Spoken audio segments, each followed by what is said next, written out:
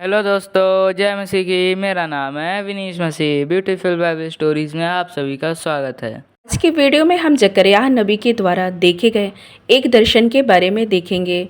बेरेक्याह का पुत्र जकरयाह एक भविष्यद्वक्ता था और जब दारा राजा के राज्य के दूसरे वर्ष का 8वां महीना चल रहा था, तब जकरयाह ने अलग अलग दर्शनों को देखा, जिसमें उसने 4 रंग के घोड़ों के बारे में दर्शन देखा, जिसका सीधा संबंध प्रकाशित वाक्य में भी यूहन्ना ने 4 रंग के घोड़ों के बारे में दर्शन को देखा है। और जकरयाह ने और भी बहुत से दर्शन को देखा, जैसे एपा में बैठे स्त्री, दीवट और जैतून के वृक्ष, उड़ते हुए पत्र से संबंधित दर्शन। प्रियो, इन सब के बारे में मैं अलग अलग वीडियो बना चुकी हूँ, जिसका लिंक इस वीडियो के डिस्क्रिप्शन में आपको मिल जाएगा।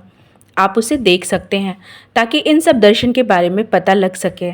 परंतु आज हम जकरयाह के द्वारा देखे गए उड़ते हुए पत्र से संबंधित दर्शन के बारे में देखने जा रहे हैं।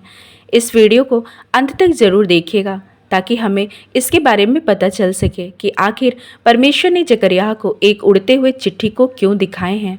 यदि अभी तक आपने हमारे इस चैनल को सब्सक्राइब नहीं किया है तो सब्सक्राइब कर दीजिए और बेल आइकन को भी दबा दीजिए, जिससे आने वाली वीडियो की नोटिफिकेशन आपको जल्द मिलने पाए। तो आइए वीडियो स्टार्ट करते हैं। इस वीडियो को शुरू करने से पहले यह समझना जरूरी होता है कि भविष्यद्वक्ता जकरयाह की भविष्यवाणी जो 520 से 518 ईस्वी पूर्व के मध्य भिन्न भिन्न समयों में की गई थी, ये मुख्यतः दर्शनों के रूप में है तथा यरूशलेम के पुनर्स्थापन, मंदिर के पुनर्निर्माण, परमेश्वर की प्रजा के शुद्धिकरण और मसीह के युग का आगमन से संबंधित है, जो कि अलग अलग दर्शनों के माध्यम से बताया गया था। आज के दर्शन के बारे में हमें जकरयाह नबी की पुस्तक उसके 5 अध्याय के 1 से लेकर 4 आयत तक देखने को मिल जाता है। जकरयाह बताते हैं, मैंने फिर आंखें उठाई तो क्या देखा कि एक लिखा हुआ पत्र उड़ रहा है। दूत ने मुझसे पूछा, तुझे क्या दिखाई पड़ता है? मैंने कहा, मुझे एक लिखा हुआ पत्र उड़ता हुआ दिखाई पड़ता है, जिसकी लंबाई 20 हाथ और चौड़ाई 10 हाथ की है।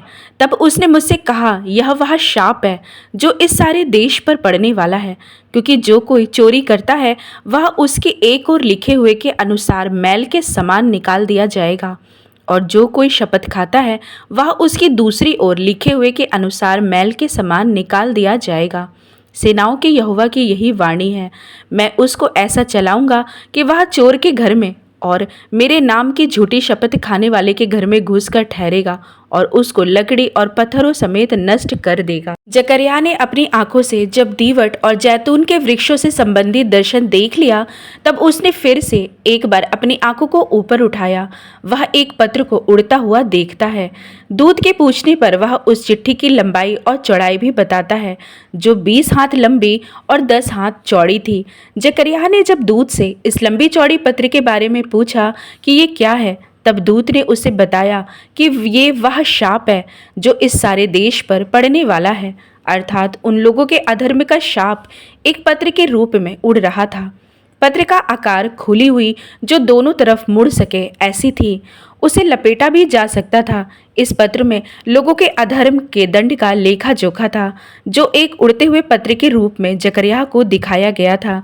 पत्र दोनों तरफ से खुले, जिसका मतलब परमेश्वर इन सब का हिसाब बहुत शीघ्र करने वाले थे। प्रियो, प्रकाशित वाक्य में जब हम पढ़ते हैं तब कुछ कुछ बातों पर मुहर लगाकर बंद किया गया है, जो अपने समय पर परमेश्वर की आज्ञा से खुलनी है। परंतु इस दर्शन में जकरयाह ने पत्र को खुला हुआ देखा था, जिस पर कोई मुहर नहीं लगा था, मतलब परमेश्वर के निर्णय यथाशीघ्र होने वाला था। इसी तरह के दर्शन को यहेजकेल भविष्यद्वक्ता ने भी देखा था। यहेजकेल उसके 2, उसके 9 और 10 में। यहेजकेल बताते हैं, तब मैंने दृष्टि की और क्या देखा कि मेरी ओर एक हाथ बढ़ा हुआ है और उसमें एक पुस्तक है। उसको उसने मेरे सामने खोलकर फैलाया और वह दोनों ओर लिखी हुई थी, और जो उसमें लिखा था वे विलाप और शोक और दुख भरे वचन थे। जकरयाह के इस दर्शन में परमेश्वर की तरफ से एक भविष्यवाणी किया गया था।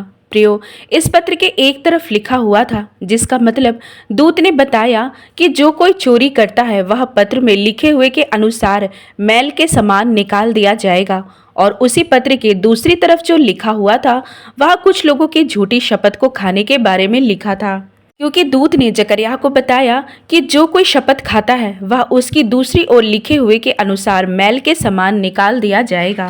निर्णय परमेश्वर की तरफ से एक चिट्ठी के रूप में कुछ लोगों के लिए जो चोरी करते और झूठी शपथ खाते थे, उनके खिलाफ परमेश्वर ने दंड की आज्ञा को इस पत्र में लिख दिया था कि जिस प्रकार इस पत्र में दोनों तरफ लिखे हुए थे, उसी प्रकार इन लोगों को दंडित होना पड़ेगा।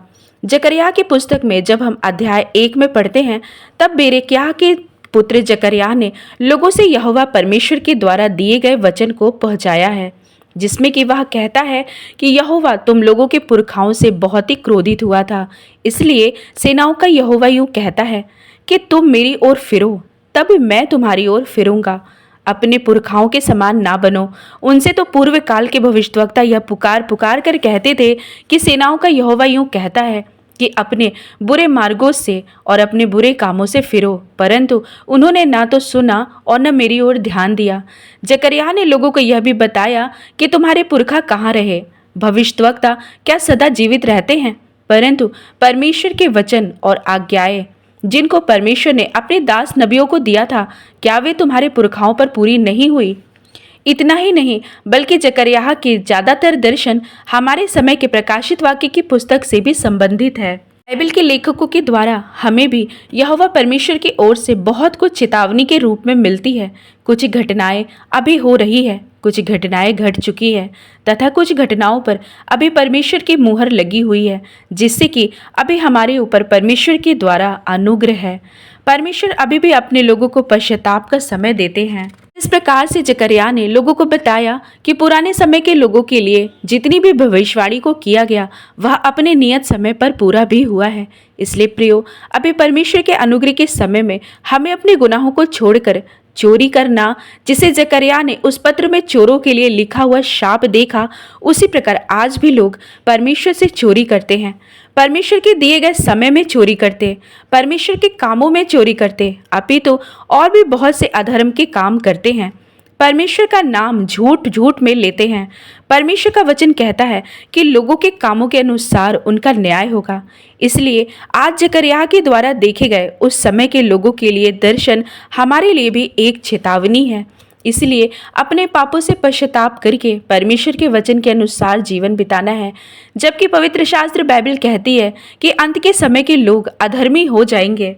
दूसरा तीमुथियुस 3 उसके 1 से 6 में, पर यह स्मरण रख कि अंतिम दिनों में कठिन समय आएंगे, क्योंकि मनुष्य स्वार्थी, लोभी, डींग मार, अभिमानी, निंदक, माता पिता की आज्ञा टालने वाले, कृतधन, अपवित्र, दया रहित, क्षमा रहित, दोष लगाने वाले, असंयमी, कठोर, भले के बैरी, विश्वासघाती, ढीठ, घमंडी और परमेश्वर के नहीं वरन सुख विलास ही के चाहने वाले होंगे। वे भक्ति का भेष तो धरेंगे पर उसकी शक्ति को ना मानेंगे। ऐसों से परे रहना। इन्हीं सब के बीच हमें अपने जीवन को पवित्रताई से बिताने के लिए पवित्र आत्मा की सहायता की जरूरत है।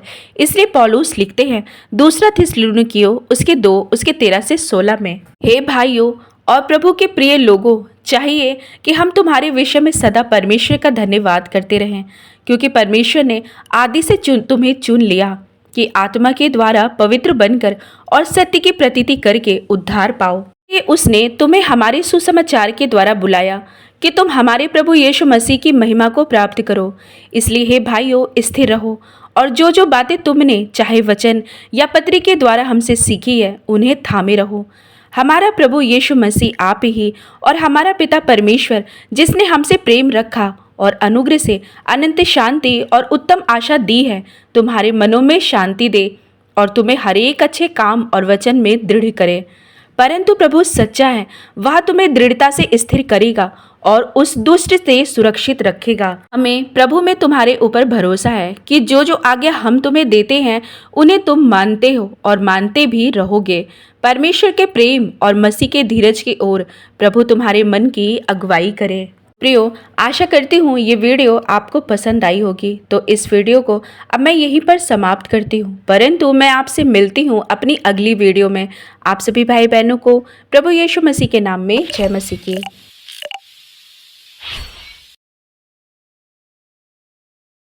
तो दोस्तों कैसी लगी आपको स्टोरी कमेंट में लिख के बताइए। आगे ही ऐसी वीडियो देखने के लिए हमारे चैनल को सब्सक्राइब कर दीजिए। जय मसीह की दोस्तों।